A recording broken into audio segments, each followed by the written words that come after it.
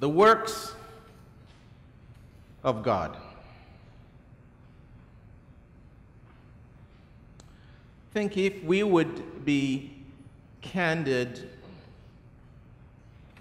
we are people who like explanations. We like to know why. Why is this happening? What's going on? We believe that if we can explain why things are the way they are, then perhaps we can pin blame somewhere. And maybe out of that a sense of fairness. Oh, okay, now I get it. This is why things are the way they are. So we like explanations, and we become very uncomfortable. We feel cheated if something cannot be explained and blame cannot be properly assigned. Here is why this is happening. And so that's the person, or here is the situation, and that's the person to blame. We like to know. We like to know. Though that mindset often can get us into a lot of trouble. I'm going to read a moment here about a passage which I talk with the children about, and of course you also, about an encounter. Jesus has just finished declaring that I am the light of the world. He makes that declaration at the apex of a festival called the Festival of Tabernacles, where one of the highlights is they light these huge, massive candles, huge, which give light everywhere. If you can imagine the Sermon Mount, the temple, all around Jerusalem there is light. And when they lit those candles, he stood up and said, I am the light, not just of Jerusalem, of the world. Anyone who walks in me will not walk in darkness, but will have the light of life. Right after that, they're walking, and they ran into this man who was born blind. Let's get into the text. John chapter 9. As he walked along, he saw a man blind from birth. His disciples asked him, Rabbi, who sinned, this man or his parents, that he was born blind? It's an amazing question. Who sinned? Whose fault is it? He was born blind. Did he do something in the womb? Did the mother do something? Did somebody place a curse on the family? What is happening here? We'd like to understand. We'd like to know. And as I sat with the text, there's a certain honesty about, well, this is not comfortable at all. There's something unfair about it. There's something unfair about it. I mean, to be born blind. What happened? There's something unfair about it. We would like to know what happened. And so, haven't you ever asked that question? Haven't you ever wondered, well, why is this happening? I mean, as pastor, I'm invited into many of your lives. I have to tell you, one of my great privileges, great joys, is to be invited into your life. Just because I'm the minister at the church doesn't mean I'm your pastor. There's a difference. There's a huge difference. So one of my great joys is to be invited into your life. And more than once I wonder, what happened here? Why does it seem that there's one thing after the other, after the other, after the other? What happened? I've asked that question. Maybe you found yourself at a place in life where you look around and there's grief everywhere. There are doctor appointments and tests that are not conclusive. And maybe your children, you've done everything you could with them, but what is going on? What happened? We need an explanation. And the disciples guessed, because they believed in those days that, well, there's got to be a reason. There's got to be an explanation. Remember the story of Job? The story of Job. Job was minding his own business, right? And it says in the Bible that there was a meeting up in the heavens somewhere, a gathering place. And in this meeting, Satan was present. And God looked over and saw Satan and asked Satan, Satan, good to see you. What have you been up to? What have you been up to? And Satan said, oh, you know, a little bit of this, a little bit of that. I've been going back and forth, checking things out on the earth. And God said, since you're going back and forth, I am wondering if you've noticed my servant Job. You notice how faithful he is, how steady he is. Boy, you can count on him. And Satan said, yes, I've noticed Job. Of course, you have built a hedge of protection around him. I can't touch the man. He is prosperous. Everything he touches flourishes. Of course, he's faithful to you. Give me a little room to mess with him for a while, and let's see. Let's see if he's faithful. So a wager is made in the heavens. Think about it. Job minding his business, and a wager is made in the heavens.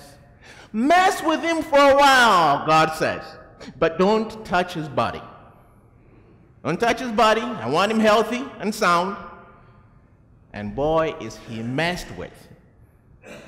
There is earthquake, there is wind, he loses all of his children, all of his assets. His wife comes to him and said, you know, this suffering has gone on for too long. Why don't you just curse God and die?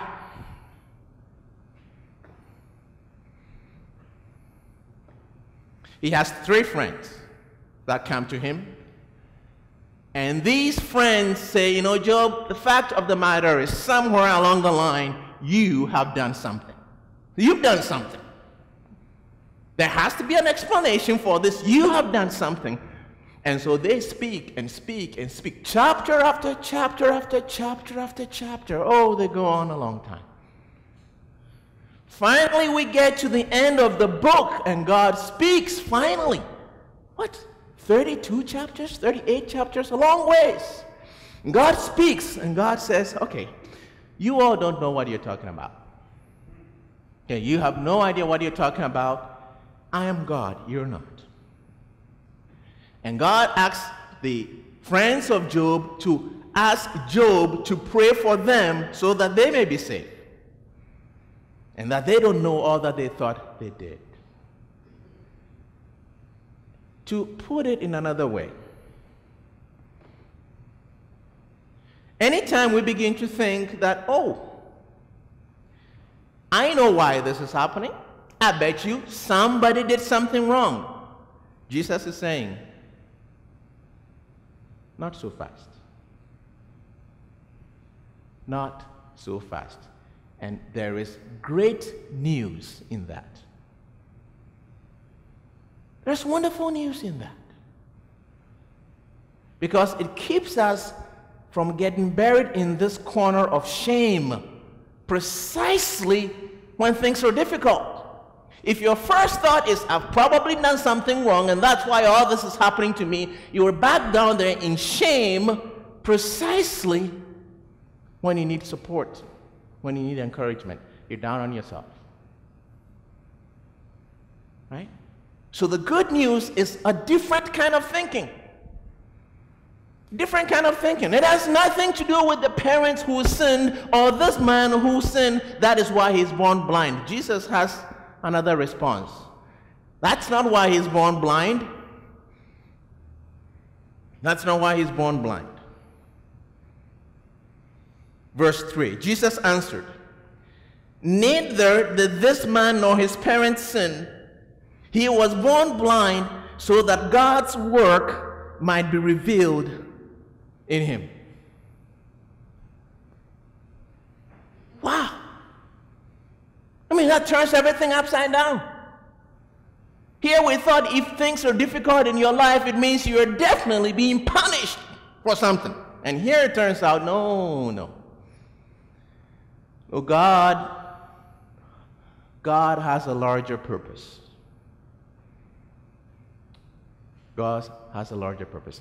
And I just heard somebody say at the back, my gosh. And why do I have to suffer for God's purposes? Didn't that question cross your mind? If God has larger purpose, go ahead and work it out, God. Leave me out of it. Why does Job have to suffer for God's wager up in the heavens with Satan? Why is that? Can I be honest with you? I have no idea. I have no idea. But what I want you to begin to, receive today is that there isn't so easily blame that can be placed. That there are bigger things that are happening. Remember when John the Baptist was in prison? John the Baptist, the forerunner of the Messiah.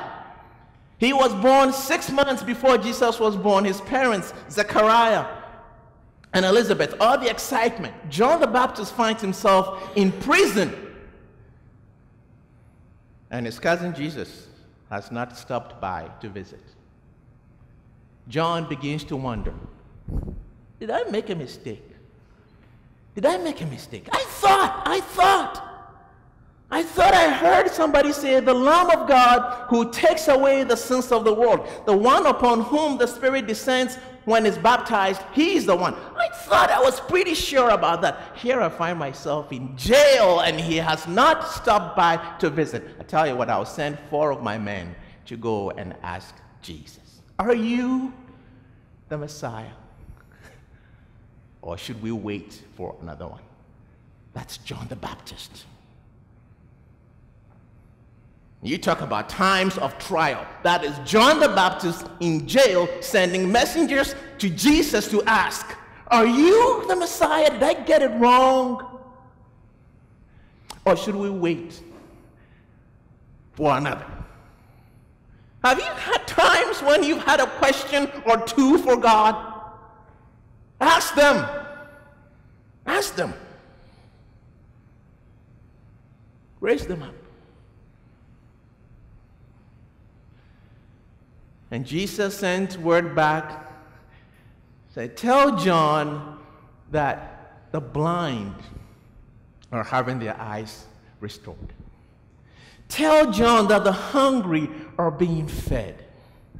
Let John know that the gospel, the good news, is being preached. In other words, go back and reset John's perspective for him. He is in such a place he cannot see past his pain. Go back and broaden things so he can see. And then he turns around and he talks with his disciples. He says, blessed is the one who does not stumble on account of me. Blessed is the one who does not stumble on account of me. So it's not easily done just to place blame. In fact, if things are difficult, it may very well be that the works of God are about to be revealed in your life. The works of God are about to be revealed in your life. The works of God are about to be revealed in your life.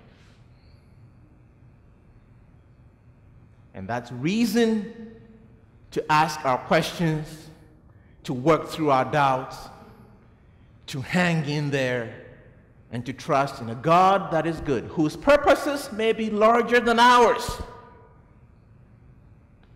But when we place our confidence in God, our confidence is well placed.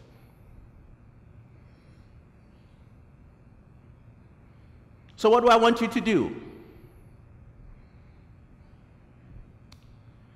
I want you to pray. Pray for yourself. Pray for those that are in hard times. Pray for our congregation. It may not simply be a question of blame.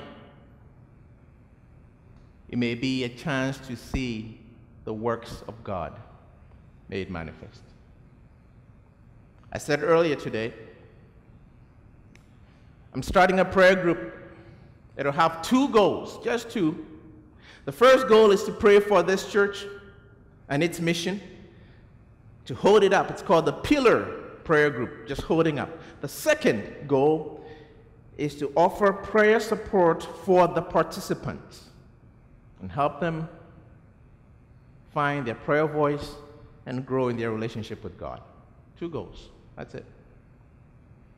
And you're all invited to be part of it. You're not sure if you can pray out loud, fine. Come and offer small silent prayers. We'll do all kinds of different ways to pray, to engage, to be praying for our congregation, for its mission and its ministry as we seek to move forward.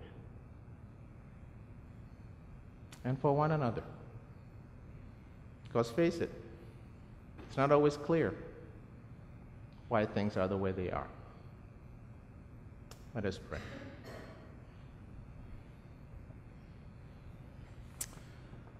Gracious God, we thank you that your works can be displayed and made manifest in our lives. In fact, they often are, but we don't see them unless things become challenging and difficult and we turn to you for rescue. We thank you for those good days when work is pleasant and relationships are good, and everywhere we turn, there's a sign of your greatness and of your mercy, and that also is part of your work. And how often we just take that for granted. Help us, oh God, to seek your face individually and together. Help us to remember the good news that it is not just about blame and error, that you are good, your purposes are greater than ours, and we can trust you, even in difficult times. We ask all this in Christ's name. Amen.